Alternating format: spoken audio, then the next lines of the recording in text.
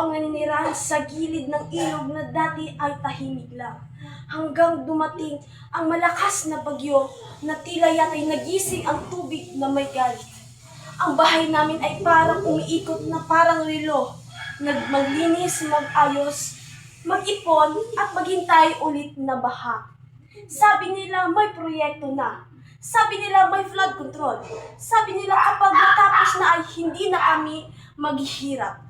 Marami ang mga papel na lumingon sa mesa ng munisipyo. Maraming larangan sa social media na may kapsyon na progreso na infrastruktura. Pero ang tubig, hindi nabasa ang papel. Dumadapi pa rin ang pintuan namin sa putik na basang-basang kagamitan ng aming mga kapitbahay.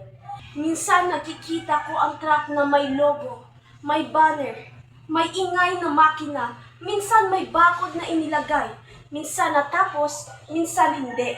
At kapag may malaking ulan, ang mga bata sakaling ito ay nagigising sa bangungot at pag-aangat ng tubig. Hindi ito tungkol sa imbensyon ng mga makina.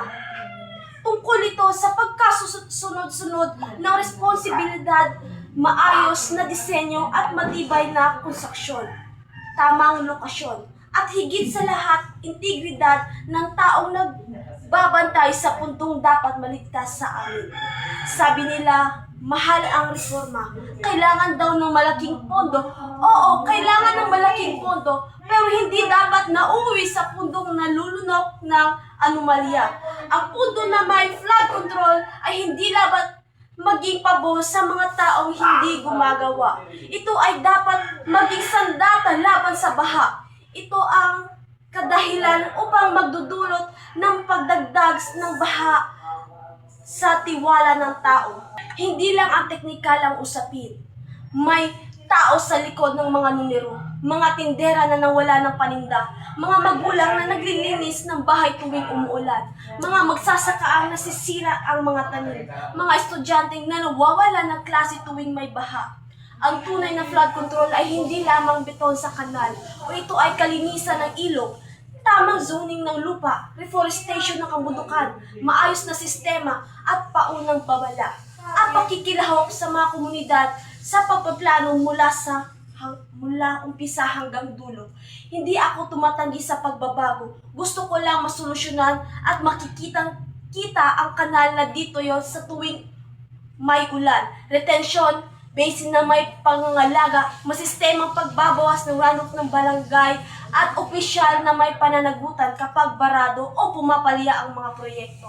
Gusto ko ring makita ang transparency, proyekto na may talaan, progreso sa tunay at saneksyon kapag may katiwalian. Ang baha ay hindi pumipigil sa partido. Dumadala ito sa lahat ng tahanan, kaya ang mga solusyon ay dapat hindi palusot. Hindi dapat pa nakikbutas. Ayusin ninyo ang mga masistemang kayang tumanggap ng ulan na hindi sisira ng buhay. Itigil niyo ang mga pag-asa sa mga mabisang solusyon, magwawakas sa larawan at pag-asa sa pintuan ng amin. Bahaman, bubuhayin namin ang aming pag-asa sa katapat na gawa. Kung ang flood control ay tunay na layunin ng lipunan, gawin ninyong malinaw, hindi para sa oportunidad ng iilan, kundi para sa kaligtasan sa nakakarami.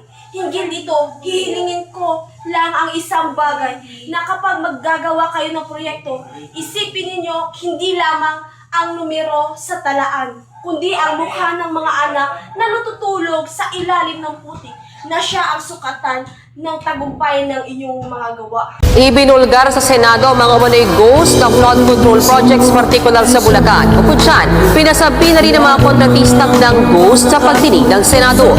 Ang sakit lang, Mr. Chairman, is that for the past 4 years, 1 billion a day DPWH budget lang for flood control. And hindi ko alam, Mr. Chairman, kung paano natin kayang harapin yung taong bayan na Gigising sa umaga, lulusong sa baha, magtitimpla ng kape. Aalis ng bahay nila, lulusong sa baha para magtrabaho. Babalik sa bahay nila, lulusong ulit sa baha para magtrabaho. At wala pa hong bagyo yun.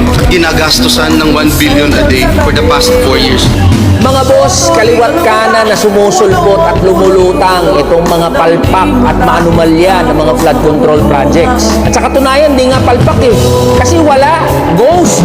Meron sa papel, pero wala sa aktwal. Na hindi lang contractors ang dapat imbisigahan at papanagutin, kundi pati mga miyembro ng Kamara. Katunayan, aniya, umiikot lang sa dalawang kongresistang kapangyarihang galawin ang pambansang budget. Habang may kasunod, wag sila